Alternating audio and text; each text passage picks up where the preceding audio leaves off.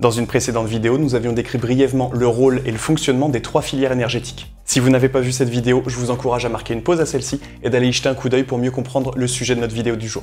Aujourd'hui, nous allons voir comment développer ces différentes filières en fonction des besoins de notre discipline. Bienvenue dans Prépa Performance.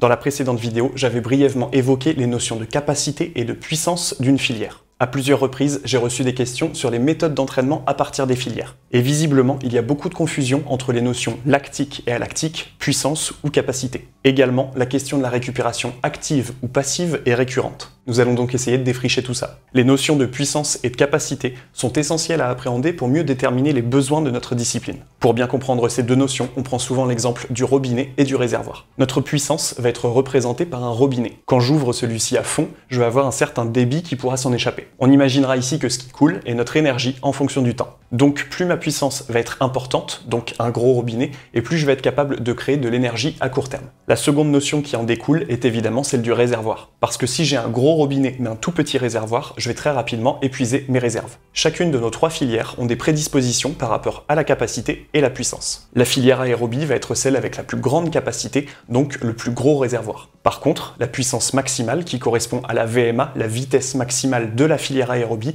est limitée. La filière anaérobie lactique va quant à elle avoir une puissance plus importante, donc un robinet plus gros, mais un plus petit réservoir. Enfin, la filière anaérobie alactique va avoir un très gros robinet, mais avec un réservoir limité. Voilà pourquoi quand je sprint, je n'arrive pas à maintenir ma vitesse maximale longtemps dans le temps. Ce qu'il faut comprendre, c'est que malgré leur importante différence, nos 3 filières fonctionnent relativement de la même façon. En clair, si je veux développer la puissance d'une filière, je vais travailler très près de sa limite. Je vais en quelque sorte ouvrir à fond mon robinet à plusieurs reprises pour entraîner son débit. Je vais donc répéter des efforts très proches de sa puissance maximale. Pour les filières anaérobie, ce sera simple à calibrer puisque ça correspondra à des efforts maximaux. Par contre, pour la filière aérobie, il s'agira de connaître la VMA qui correspondra à la puissance aérobie. Au contraire, si l'on veut travailler en capacité, on travaillera dans les temps moyens de nos filières. C'est comme si l'on cherchait à vider plusieurs fois notre réservoir pour qu'il s'adapte et augmente sa contenance. Je ne vais pas vous donner des séances toutes faites dans chaque filière, car ça n'aurait aucun sens. Le niveau de votre athlète et ses habitudes d'entraînement feront toujours varier la quantité de travail qu'il est capable d'encaisser. Mais nous allons déjà chercher à comprendre les logiques d'entraînement des différentes filières.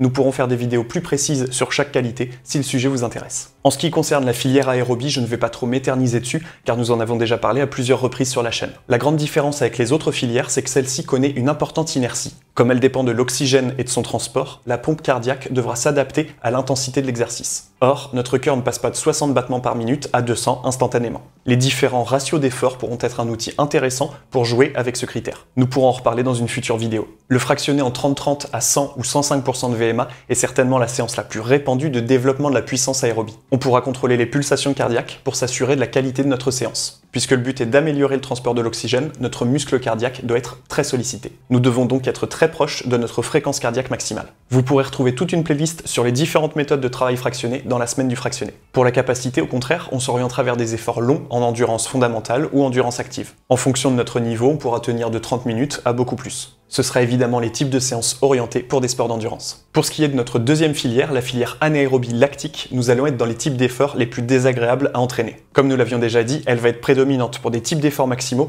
allant de 5 secondes à 2 minutes. Nous serons dans une logique de puissance de 5 à 45 secondes et de 45 secondes à 2 minutes dans de la capacité. Qu'est-ce que ça va engendrer sur nos méthodes d'entraînement? Nous allons à la fois être sur des efforts maximaux mais également longs. En général, en étant sur un effort maximal de 30 secondes, comme pour un test Wingate, nous serons en plein dans un effort lactique. C'est ce test en laboratoire qui permet l'évaluation de la puissance lactique. L'élément primordial pour diversifier nos types de séances sera alors la récupération. Si nous cherchons à travailler la puissance, nous allons être par exemple sur des efforts maximaux de 30 secondes, mais avec une récupération complète et active. L'aspect actif va éliminer un maximum de déchets musculaires et permettre de reproduire des efforts qualitatifs. Au contraire, si l'on souhaite travailler la capacité, le but va être de s'habituer à l'accumulation des déchets musculaires. Donc, nous allons reproduire des efforts d'une même durée, mais avec une récupération passive. L'inactivité va laisser le muscle s'engorger. Les jambes vont paraître rapidement très lourdes. Également, le niveau de puissance musculaire va s'effondrer rapidement. Si vous n'avez jamais essayé de séance de ce type, c'est une expérience intéressante à vivre. Il serait également possible en capacité de travailler avec une récupération incomplète. Cependant, le risque est de ne pas laisser suffisamment de récupération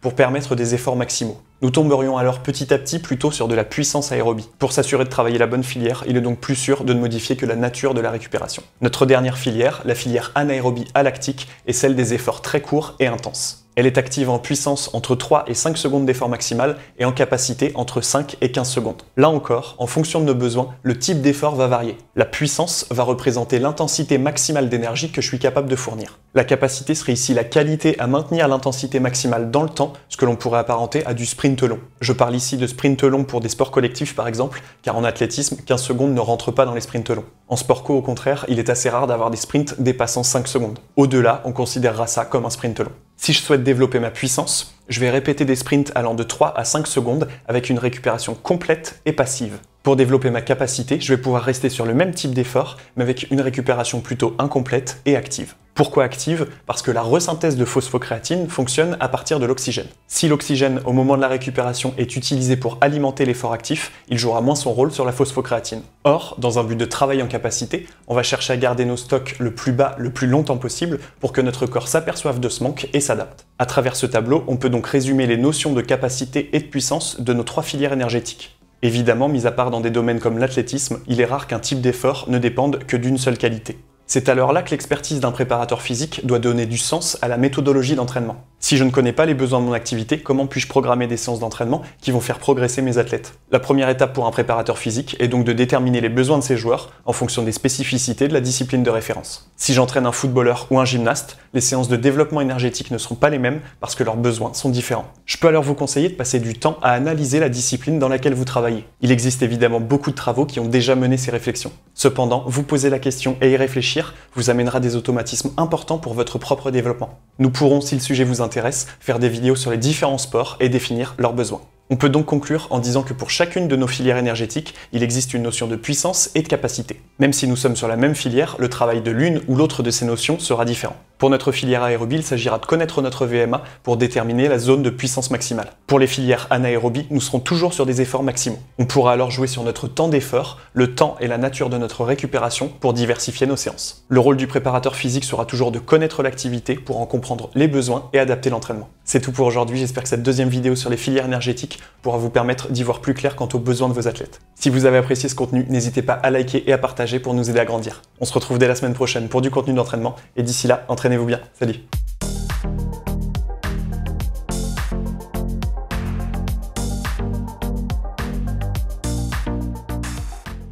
On imaginera, comme elle dépend de l'oxygène et de son transfert.